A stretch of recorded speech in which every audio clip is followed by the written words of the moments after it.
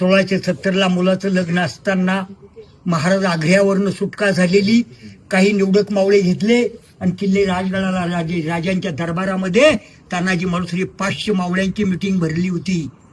कोणी होय म्हणू शकत नव्हतं की कोंढाणा किल्ला कोण जिंकणार. तितक्यात तानाजी मालुसरे मुजऱ्याला हजर झाले की रायबाचं लग्न राज मुजरा दरबारामध्ये. आणि राजानं तानाजी मालुसरेने प्रश्न केला की रायबाचं लग्न, माझ्या लाडक्या मुलाचं लग्न, दारासमोर मंडप सजला होता हळदी समारंभाचा, पण लाडक्या मुलाचं लग्न असताना सुद्धा तानाजी मालुसरेने म्हटलं गेलं या मराठ्याची जात मोडेल पण वाकणार नाही. ही मराठ्याची जात अंधाराला भीत नाही, आकाशाची साथ आहे. अरे मोडेल पण वाकणार नाही, ही मराठ्याची जात आहे. स्वराज्यातले लाख मेले तरी चालतील, पण लाखाचा पोशिंदा जगला पाहिजे. आधी लगीन आणि मग माझ्या